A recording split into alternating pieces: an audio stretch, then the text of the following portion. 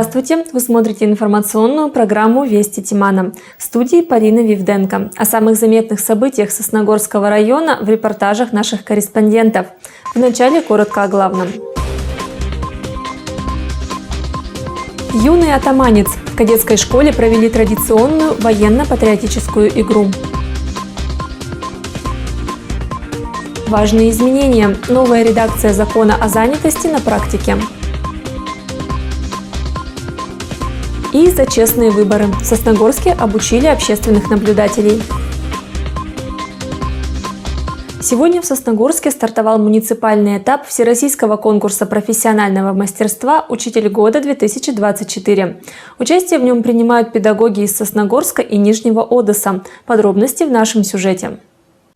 «Учитель года» – ежегодное соревнование педагогов в профессиональном мастерстве. Перед стартом конкурсных испытаний к участникам обратилась начальник управления образования Надежда Седнева.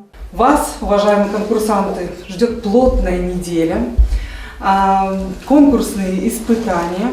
И, конечно же, хотелось бы пожелать вам самообладания. Не переживать, не волноваться. Как легко сказать, на самом деле я понимаю, что этого достигнуть практически невозможно, но тем не менее именно эти эмоции оставят в вашей памяти, воспоминания об этом конкурсе, они останутся с вами на всю оставшуюся жизнь.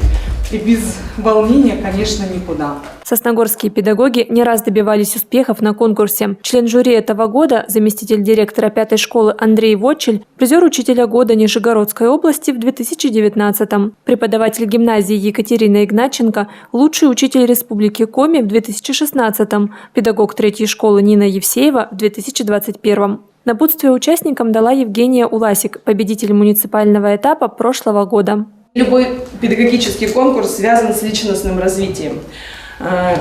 Поверьте мне, все те сложности, которые вам придется преодолеть, начиная с каких-то психологических моментов, каких-то переступаний барьеров в плане выступлений, потом покажутся вам такими мелочами жизни, и это будет настолько приятно и настолько вам необходимо для дальнейшей вашей работы. Сразу после торжественного открытия конкурсантов ждало первое испытание – методическая мастерская. Педагоги подготовили выступления с презентациями и рассказали о методах, которые используют в работе, в том числе и авторских. Учитель математики из поселка Нижний Одесс Ирина Цвецых опирается на средства интерактивного обучения.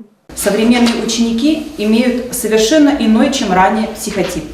Поколение, выросшее на мобильных телефонах, компьютерах, требует постоянной зрительной стимуляции, быстрого, динамичного образовательного процесса. Как учесть все нюансы и сделать процесс обучения наиболее продуктивным? Эту проблему, на мой взгляд, позволяет решить интерактивное обучение. Впереди у претендентов на звание учителя года еще несколько испытаний, во время которых они смогут в полной мере проявить себя и показать с лучшей стороны. Победитель муниципального этапа представит Сосногорский район на республиканском этапе конкурса «Учитель года». Полина Вивденко, Павел Дурников, Вести Тимана, Сосногорск. В минувшую субботу на территории кадетской школы снова развернулись жаркие баталии. Юные сосногорцы и ухтинцы боролись за почетное звание «Юный атаманец». Сила, интеллект, ловкость и уважение среди сверстников помогли выбрать лучшего среди лучших. На военно-патриотической игре побывала и наша съемочная группа.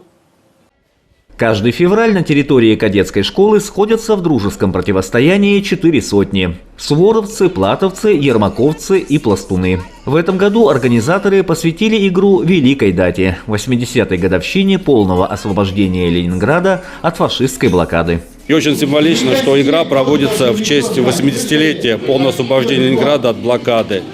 Это память, это дата воинской славы. Естественно, как не кадетам, кому же нам чтить память и гордиться нашей историей, нашей страной. «Юный атаманец» – игра с более чем 20-летними традициями. Обладатели звания «Юный атаманец» прошлых лет – почетные гости на соревнованиях. Глядя на молодую смену, выпускники кадетской школы вновь переживают чудесные годы. Было приятно, но, мне кажется, более полезно, когда дети уже подростки, там кто-то более, когда они взрослеют, они учатся взаимодействовать друг с другом, понимают, что такое взвод, команда, что такое взаимовыручка, как друг друга поддержать. То есть побеждает не один человек, который юный атаманец, а побеждает сотня. То есть когда они сплоченно действуют и приходят наконец к этому событию. Я в юном атаманце участвую с 7 класса, как в принципе сюда перешла. И эта игра очень сильно сплочает на самом-то деле. То есть это аккорд 9 класса, последний их дебют. И когда мы сами его лично строили, это были непередаваемые эмоции. И каждый раз хочется пережить это, наверное, снова, хоть в малейшей степени. Поэтому до сих пор прихожу. В каждой команде более 3 десятков участников. Это мальчики и девочки всех возрастов, за исключением младших классов. А вот ограничений по школам нет. В этом году на игру «Юный атаманец» своих активистов впервые отправило отделение юнармии Сосногорского дома детского творчества. Юный атаманец подрастающему поколению очень интересен. Это как всеобщее развитие, обмен опытом ребят. Да и вообще такие мероприятия в нашем городе очень редкие, поэтому для нас они очень важны. И большая честь моим ребятам принять участие. У меня группа ребят с разных школ. То есть мы не с одной школы, у нас есть дети из 4 школы, из 3 школы, из 1 школы, из 2 школы. У нас сборный отряд, но комплектуемся мы на сегодняшний день на базе 1 школы. А вот учащиеся 18-й Ухтинской школы – частые гости сосногорских кадетов. В конце января наши юные соседи приезжали на бал старшеклассников, а в начале февраля вступили в борьбу за звание «Юный атаманец». На «Юный атаманец» мы приезжаем каждый год. С кадетской школы Сосногорска мы сотрудничаем очень давно, поддерживаем практически братские отношения. «Юный атаманец» – это то мероприятие, которое в первую очередь сплачивает детей. Оно очень нужно, это мероприятие, именно для того, чтобы кадетское братство укреплялось в Республике Коми. Дети объединялись, знакомились друг с другом, обменивались опытом. В игре множество этапов. Быть только умным, сильным или ловким не получится. Будущий юный атаманец должен обладать всеми качествами. За партами участники игры отвечают на вопросы о казачестве и православии, в столовой лепят пельмени, в спортзале фехтуют огромными маркерами. Но основное действие происходит на улице, где школьники раскрашивают снежные фигуры, катаются с горки, штурмуют крепость. И все это лишь часть большой игры. Самое интересное это получается испытание, когда мы проползаем под этим туннелем, бежим, потом там надо будет пробежать через гранаты аккуратно и сделать живую черепаху. Главное даже, знаете, не смысл игры, а то, что она сплачивает, и это очень замечательно. Самое тяжелое, наверное, здесь это 2 этапа, даже 3 атака. Самый трудный, там надо захватить крепость. Получается, пойти в атаку, отбить атаку врага. Следующий этап, самый трудный, это Скифская горка, так как до нее нужно добежать довольно-таки приличное расстояние. И самый трудный, самый главный этап – это Царь горы, когда весь 9 класс стоит против всей команды. И идет такая битва, которая решает, какая команда победит в итоге. Самое легкое – это, наверное, снайперы, потому что в мишени интересно попадать. В лазертаг тоже интересно играть. И борьба, как там драться надо. А самое интересное лепить пельмени, их есть. В этом году организаторы добавили новый этап – блиндажная свеча. Но это уже не игра, а настоящая помощь будущих защитников Отечества тем, кто стоит на страже его безопасности уже сегодня. Мы готовим картонные заготовки, которые вставляем в банки, и после чего мы их заливаем парафином и отправляем с гуманитарным конвоем на СВО. За каждым этапом следят сосногорские казаки. Они контролируют работу штаба и следят за соблюдением правил. Старшие считают, что юный атаманец отлично сплачивает учеников. Учат всему хорошему на самом деле. Сегодня на самом деле мы активно зазываем ребят, чтобы они как-то двигались. применили свои какие-то навыки. Да? Это некая практика того, что они проходят в школе. Но самое главное – это движение. Да? Сегодня общение, движение. И вы видите, у нас команды из разных классов. Никому не будет секретом, что дети в школе друг друга не знают, младшие и старшие. Здесь мы как бы их объединяем, они знакомятся. Это раз. Второе, в игре они как бы сплачиваются, в основном это дружба, да, рождается. Это военно-патриотическое воспитание молодежи, которое в наше время сейчас очень как важно. Учатся всему новому, чего-то. Старшее поколение ребят передает свой опыт молодым. Вот. И, соответственно, потом молодежь подрастет и будет таким же молодым передавать опыт. Лучшая команда определяется по очкам. В этом году победу одержали ермаковцы. А вот кто достоин быть юным атаманцем, решают сами ребята. Большинством голосов почетное звание присудили учащемуся 11 класса кадетской школы Кириллу Кропотову. Андрей Калиничев, Павел Дурников, Вести Тимана, Сосногорск. В прошлом году Дом детского творчества заметно преобразился. Напомним, что ранее учреждение выиграло конкурсный грант от Министерства просвещения. Благодаря грантовой поддержке программы учреждения стали доступнее и интереснее, а проводить время здесь теперь комфортно каждому. Для улучшения образовательного процесса закуплена и обновлена материально-техническая база, мобильный планетарий, кабинет робототехники, медиацентр, открыта сенсорная комната, развивающие занятия разработаны с учетом всех современных тенденций.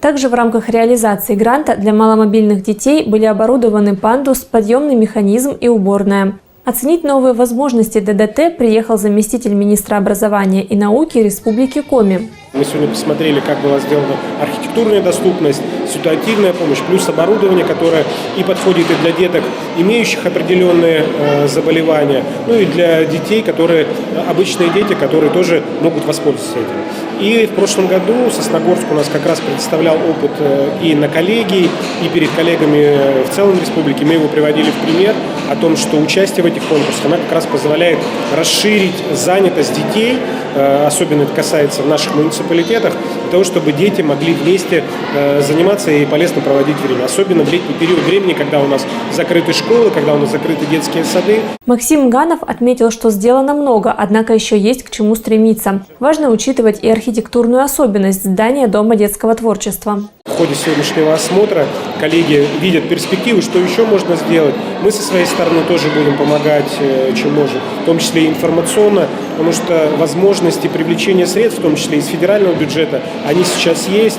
И благодаря команде Дома детского творчества, благодаря администрации, это все в практике применяется. Поэтому я думаю, что хорошие перспективы, в первую очередь, для наших детей.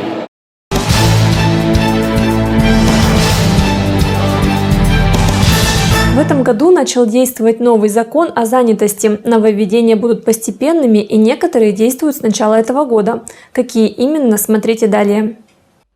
С 1 февраля этого года увеличение минимального и максимального размера пособия по безработице будет ежегодно индексироваться. А с 1 января уже ввели доплату детям-сиротам и детям без попечения родителей, которые зарегистрированы в качестве безработных. Те, которые обратились в Центр занятости, ранее не работавшие, впервые ищущие работу, обратились в Центр занятости, и если они трудоустроились до истечения полугодия, то им будет производиться доплата в разнице по заработной плате. Стоит отметить, что государство активно продолжает оказывать поддержку работодателям по трудоустройству отдельных категорий населения. При их трудоустройстве предприятие может рассчитывать на частичное возмещение заработной платы за предоставление рабочих мест. В 2024 году участвовать в программе теперь могут и индивидуальные предприниматели, которые являются инвалидами, и предприятия, учредителями которых являются инвалиды. Инвалиды, молодежь до 30 лет, включительно по 30 лет. Также относятся граждане, безработные граждане, которые уволены в связи с сокращением или ликвидацией предприятия. Относятся участники специальной военной операции, члены их семей. Участники СВО и члены их семей в Центре занятости могут рассчитывать на бесплатную психологическую поддержку, помощь по социальной адаптации и, конечно, на возможность пройти профессиональное обучение. Бесплатно получить востребованную на рынке труда профессию могут и безработные граждане, а с февраля месяца все, кто подходит по критериям по профессиональному обучению и дополнительному образованию национального проекта «Демография». Направление на профессиональное обучение проводится в соответствии с потребностями на рынке труда. Те профессии, которые востребованы на рынке труда, желательно получать их, чтобы можно было после окончания обучения пойти и трудоустроиться. Подать заявление для оказания государственной услуги содействия в поиске подходящей работы граждане могут на портале «Работа в России». В случае трудностей с дистанционной подачей можно обратиться в Центр занятости населения, где сотрудники помогут это сделать на гостевом компьютере. Мария Ледовских, Павел Дурников, Вести Тимана, Сосногорск.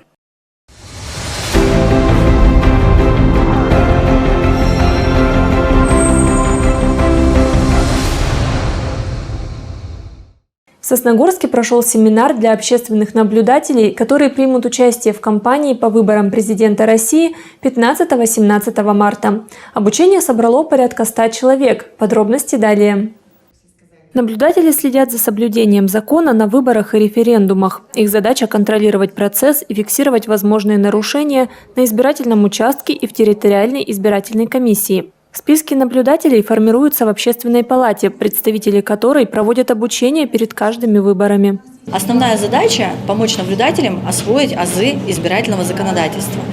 Наши наблюдатели, они достаточно активные, они прекрасно разбираются после этих семинаров во всех тонкостях и хитростях закона, прекрасно понимают полномочия свои, что они могут делать, что они делать не могут.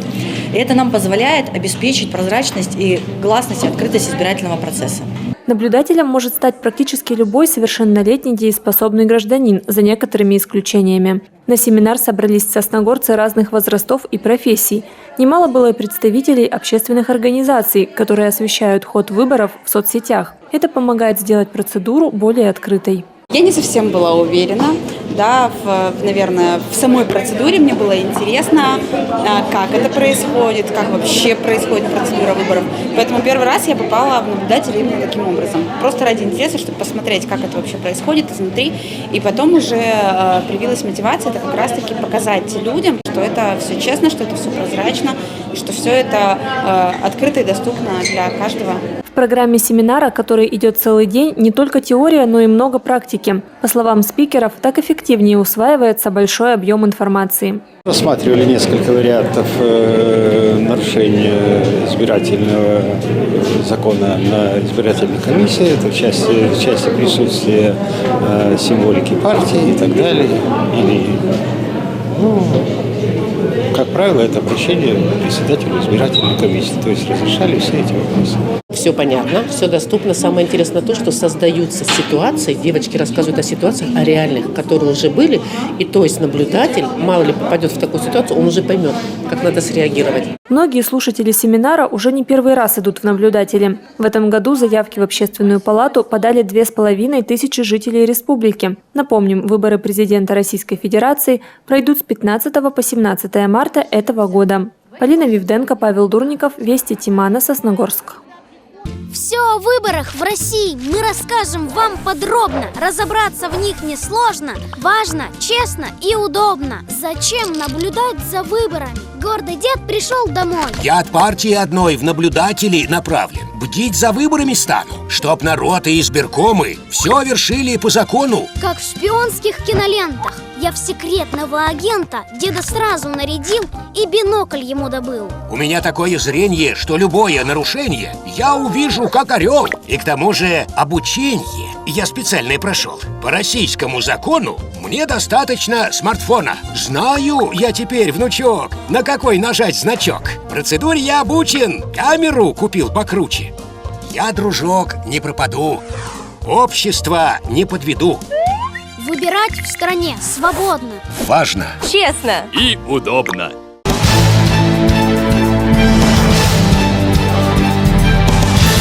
Первого февраля исполнилось бы 85 лет Станиславу Пахтушкину, поэту и композитору, заслуженному работнику культуры Республики Коми и России, почетному жителю Сосногорска. Он родился в 1939 году прошлого века в Костромской области, а спустя 30 лет переехал на север и всю свою жизнь связал с Сосногорском. Я счастлив, хоть и не богат, и солнцу утреннему рад, когда оно восходит за озерье. Высоких званий заслужил, и значит, не напрасно жил, прославив милый край свой Сосногорье. Станислав Пахтушкин через стихи и песни передавал красоту Коми края, признавался в любви к городу, писал о людях, о событиях, размышлял, шутил, гордился. Всегда веселый, жизнерадостный и с баяном в руках. На сцене он провел практически всю свою жизнь, из которой более 30 лет выходил на сцену вместе со своим хором ветеранов. После 7 класса заработал денег на гармонь, купил гармонь. И вот с тех пор пошло. В деревне стал хорошим гармонистом, в армию ушел, гармонь с собой взял, в армии гармонь бросил, переучился на баян. И вот с тех пор не расстаюсь уже с ним, с 1958 года.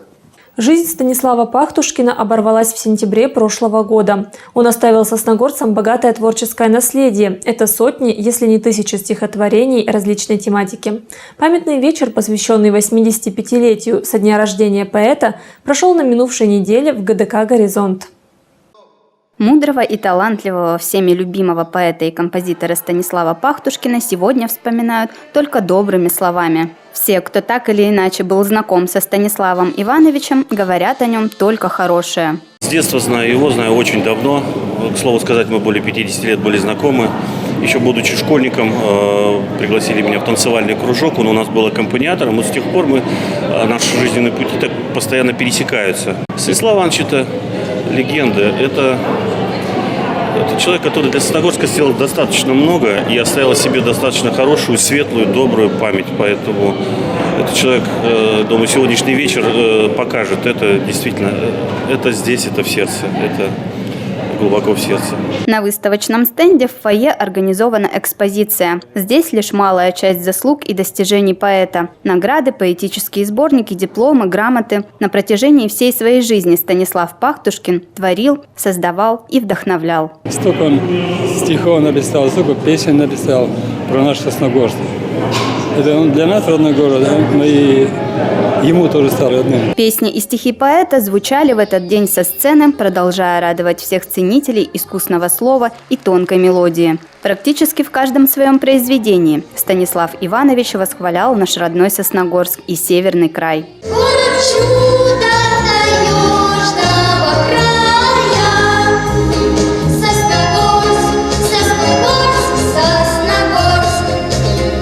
Судьба Станислава Ивановича, в общем-то, она связана целиком с нашим Северным краем, хотя у него юность, молодые годы проходили в Поволжье, но всю жизнь он посвятил этому краю, и любовь его к нашей родине, будем говорить так, она отразилась в его творческих произведениях. Прикипела душа в белоснежной стихии, покорил этот край нас земной красотой. Мы живем на земле, где морозы под 40, где цветущей весной не поют соловьи. Все равно этот край сердцу нашему дорог. В каждый праздник ему признаемся в любви. Поэт и маэстро писал как веселые и легкие, так и пронизывающие душу песни и стихи. Произведения его не только про родной край, но и про чувства, про любовь, про красоту, про жизнь. Весь вечер творческие коллективы, солисты и исполнители, родные и близкие на сцене вспоминали поэта в его творчестве. Ушла легенда, но след его навсегда останется в истории Сосногорского района. Мария Ледовских, Павел Дурников, Вести Тимана, Сосногорск. В завершении выпуска коротко о погоде. В ближайшие дни температура понизится до минус 23 градусов. Возможен сильный снегопад, в основном пасмурно. Ближе к концу недели ожидается потепление, ветер усилится. На этом пока все. Увидимся в ближайших выпусках нашей программы. Всего доброго и до встречи. Военная служба по контракту. Работа для настоящих мужчин. Для заключивших контракт предусмотрены социальные льготы, гарантии и выплаты. Подробности по телефону в Сыктывкаре 32 15 88.